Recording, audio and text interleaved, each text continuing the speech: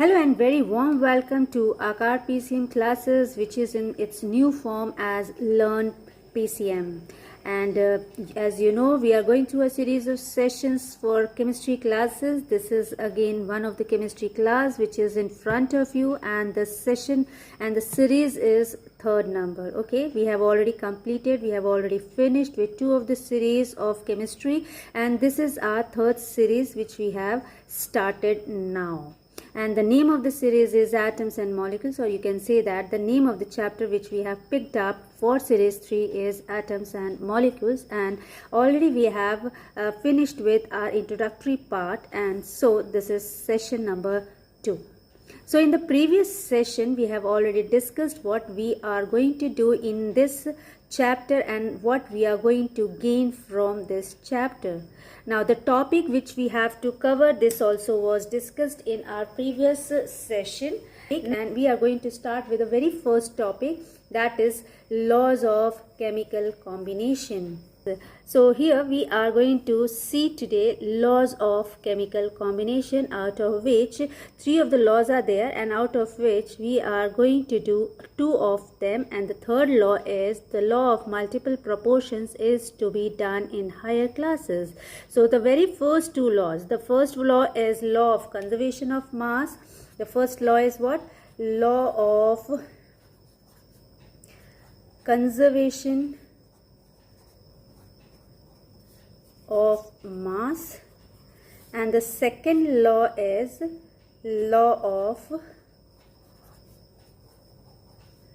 constant proportions. Okay, these two we are going to study in our chapter in this session only, okay, in this series only. But the third law we are going to study in our higher class. It is not there in your course in this class. Okay, so and these 2 laws, they come into which topic? These 2 laws are there in the topic of laws of chemical composition.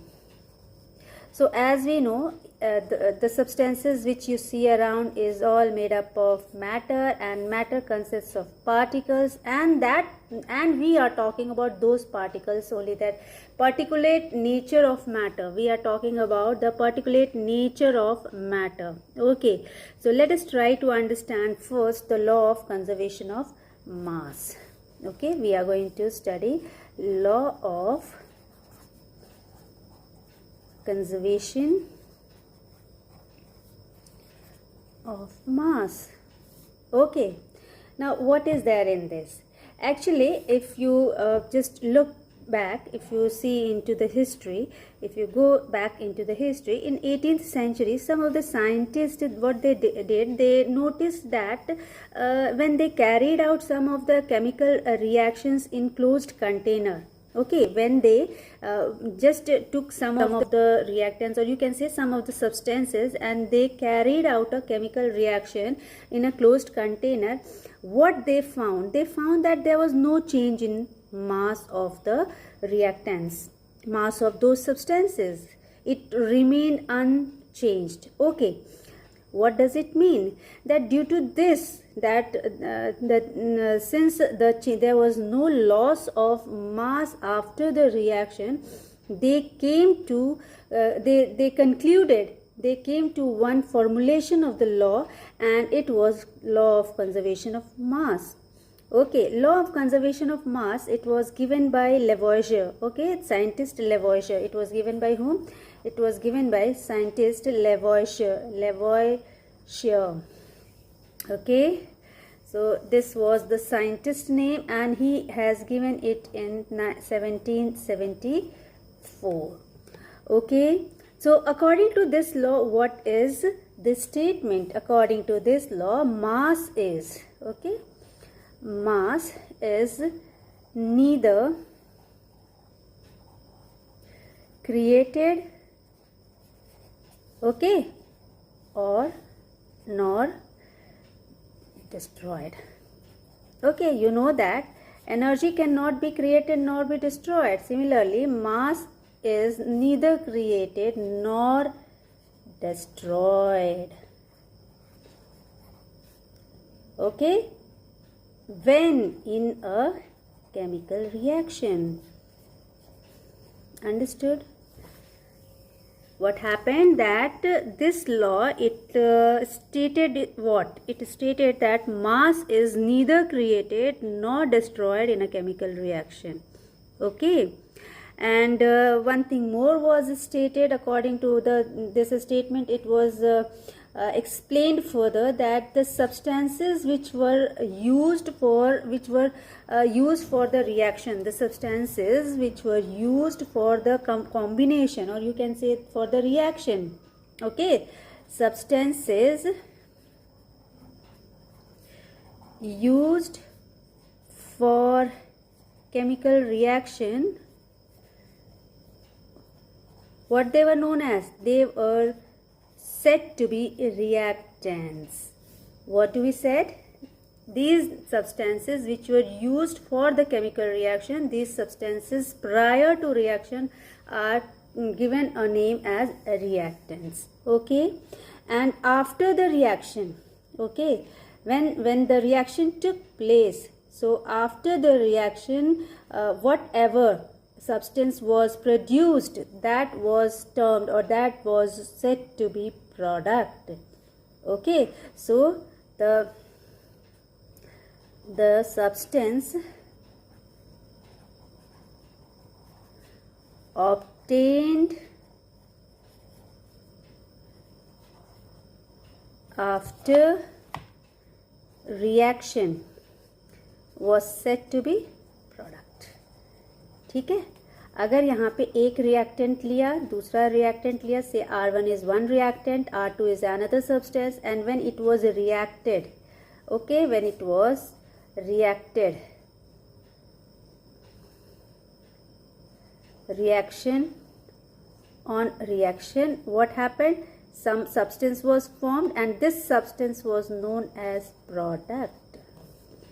ठीक है, क्या समझ में आया कि लेवर्जर ने क्या दिया? इन्होंने कहा कि कोई भी दो अगर सब्सटेंसेस है, या जो भी सब्सटेंसेस हम लेते हैं और उन्हें रिएक्शन के लिए छोड़ देते हैं, या अगर दो सब्सटेंसेस रिएक्ट करती हैं, तो जो मास उन दो सब्सटेंसेस का अलग अलग होगा, total mass of those two substances is going to be equal to the mass of the product which is going to be obtained. मतलब इसका मास और इसका मास, अगर ये M1 है और ये M2 है, तो इन दोनों का कॉम्बिनेशन में जब मास हम लेंगे और जो प्रोडक्ट हमारा फॉर्म होगा, what ever product is being produced, the mass of that is going to be equal. It means M1 plus M2 will be equal to M. Do you get my point? क्या इससे समझ में आया कि when two or more substances take part in a reaction, in a chemical reaction, the total mass of the product is equal to the total mass of the reactant. What is written here? You can see mass of the first reactant and mass of the second reactant, the sum total of this is equal to the total mass of the product. Okay, so you can write that mass of the reactants, okay, mass of the reactants is equal to the mass of the product so obtained. Okay, the mass of the product obtained.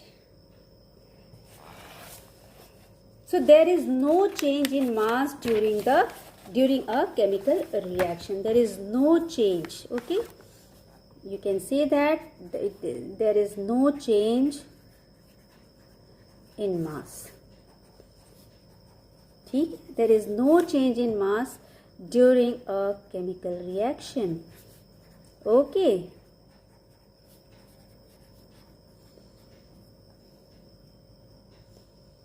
and when there is no gain or no loss in mass in a chemical reaction, the mass remains conserved, isn't it? What do you think? That if there is no change, since no change is there in mass during a chemical reaction, and when there is no change in mass during a chemical reaction, or you can say when there is no gain or loss in mass. Okay, you can say that when there is no gain और no loss, ठीक, ना तो gain हुआ ना तो loss हुआ, है ना. तो no gain no loss in mass in any reaction or in any chemical reaction, in any chemical, we can say chemical reaction, ठीक है. In that case what we say that the mass is conserved. This is actually the meaning of the statement. What we have said here, the statement says that matter is neither created nor destroyed in a chemical reaction. Okay, it means what? That the law of what the law of conservation says, that law of conservation states that the mass that the total mass of the product is equal to the total mass of the reactants. So you can say, you can write that law of conservation of mass, it states what it states, ठीक है, what it states. So it states that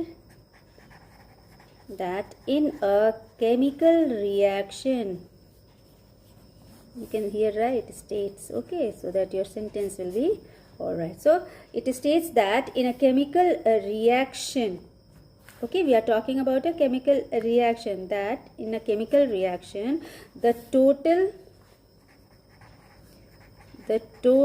mass of the product is equal to the total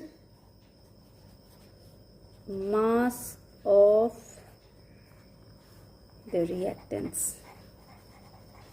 ठीक है, इसको अभी explain किया गया है क्या, कि if there is R1 one reactant, say R1 is a reactant, okay, and M1 is the mass of R1, ठीक है. Then again R2 is another reactant, okay, another reactant, other reactant, you can write here other reactant, and M2 is the mass of R2, okay. In such a case where R1 and R2 are reacted upon, okay, they are left for a reaction. In such a case, if the product P1 or P2 or whatever product you are obtaining, so in that case what happens, that the mass of R1 and R2 will be equal to the mass of sum total of these two masses, okay. So if I take the sum total of these two as M, then in that case M1 plus M2, the mass of this reactant and mass of this reactant, this is going to be equal to total mass of the product. Understood? So you can take as an example that if calcium, you just take one example, in fact, a calcium carbonate when is heated, say you are having a calcium carbonate, actually you don't know the formula right now, so let us write down in words. Calcium, okay, if we take calcium carbonate, okay, and if we heat it up, say we are just heating, we are not providing any of the thing, just we are providing heat to it. So when we are heating, what is happening? Due to heat, chemical reaction starts, okay. Due to heat, there is a reaction which is going to take place. Once the reaction starts, you are going to get calcium oxide. What are you going to get?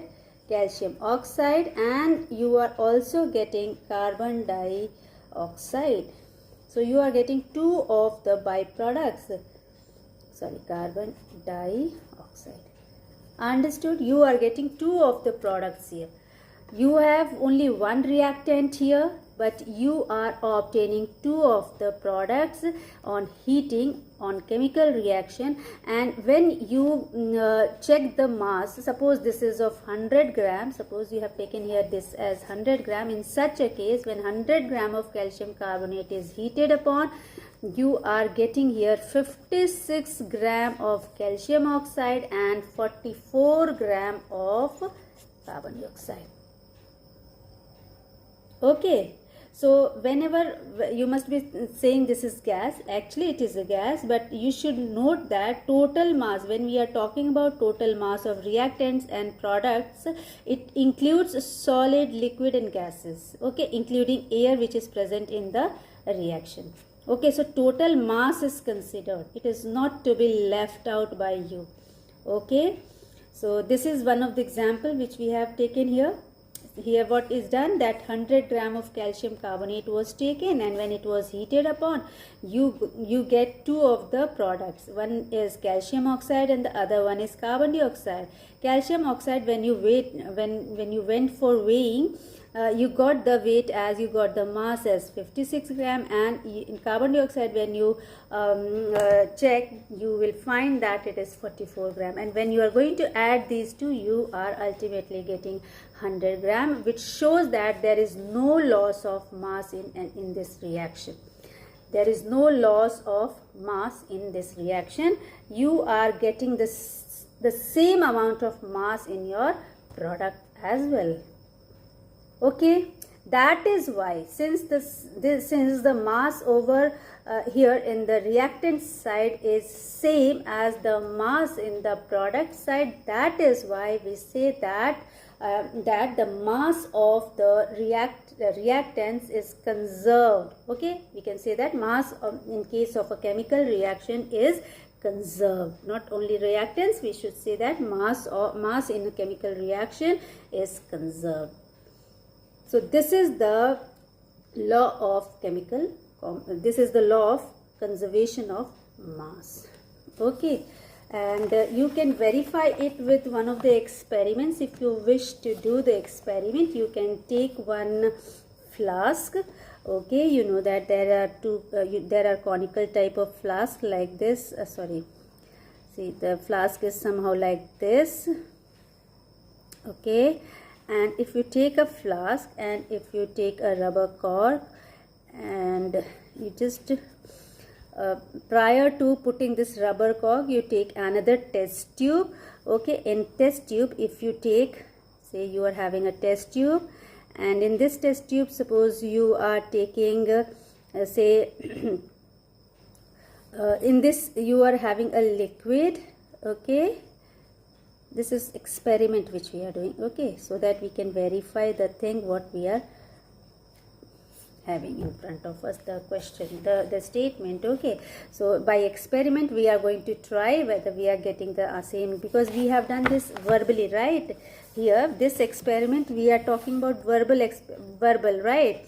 But here we are doing this experiment. Suppose we are going to do this experiment, what you are going to observe. See, when you are going to do this experiment, you are taking barium chloride solution. There is inside this flask, there is a liquid which is known as barium, which we have taken. Okay, barium chloride solution. We have taken barium chloride solution.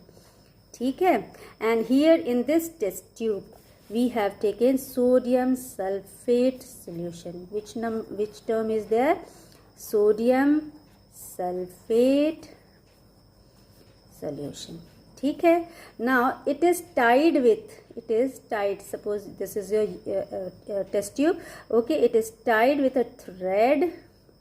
Suppose it is tied with a thread, and then this is put into this, and it is allowed to pass through it. But before that, the mass of these two is measured. Say this one mass is measured, and it is suppose M1, and the mass of this is M2. Okay, so what is done here? First of all, the mass of this liquid barium chloride is measured, then the mass of sodium sulfate is measured on the weighing scale, and we have just noted it down. Say M1 and M2 are the two masses which has been observed here. Then what is done? This test tube is just put into this, and it is left for reaction. Okay, so suppose you are having another say I'm just taking the second step to this. So you are taking in the flask. You will see that after some time what is going to happen. After some time, see, initially you have just taken this. Initially what you can do, either you can measure this this M1 and M2. Okay, and you will see these two are suppose the measurement of this mass. But when you are going to measure this, you can see that if you are going to measure the mass, you will see that the mass of conical flask is also going to be included in that mass.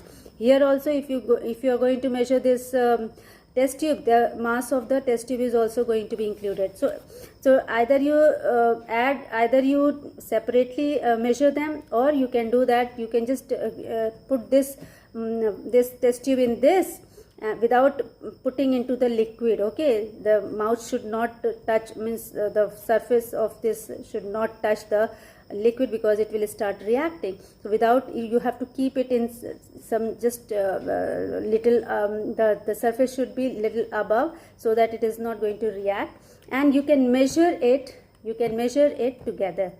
Okay, and then after that you have to measure the conical flask, weight of conical flask and weight of test tube.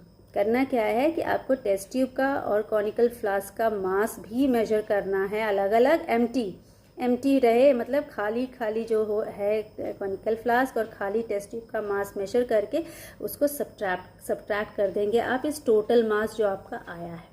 क्योंकि अगर आपने subtract नहीं किया तो आपको मास का इसका भी वेट निकल के आ जाएगा. या तो आप ऐसे करिए, या एक और चीज़ आप कर सकते हैं कि आपने पूरा जब आपने इसमें इस टेस्ट ट्यूब को डाल दिया, आपने ये मास अपना निकाल लिया. अगर इसके साथ ही आपने M1 निकाला है और इसके साथ भी M2 ये आपको आ गया है measurement.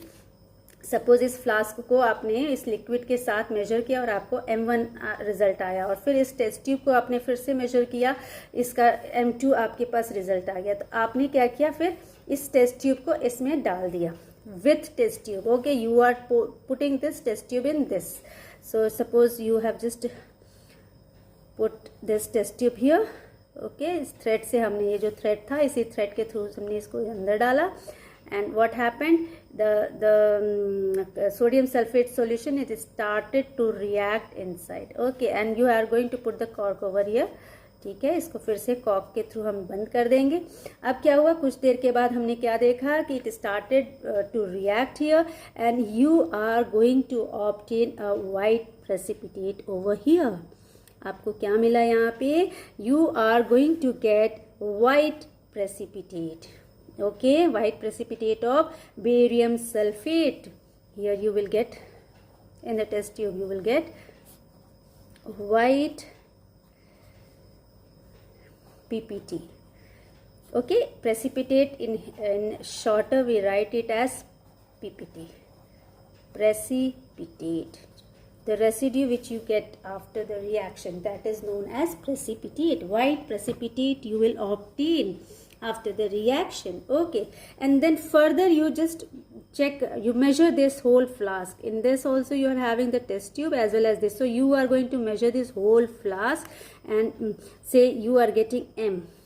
Okay, suppose the measurement of this whole flask which you are getting is M, the mass is M over here. In that case, just add on, just check whether, what to check? You are going to check that if you are going to add M1 and M2, if you add these two, whether it is giving you equal to M or not. And if you once get it equal to M, it shows what? It shows that there is no loss or no gain of mass in this. That is why we can verify our law of conservation of mass, and we can say that in a chemical reaction, or in this chemical reaction, okay, the total mass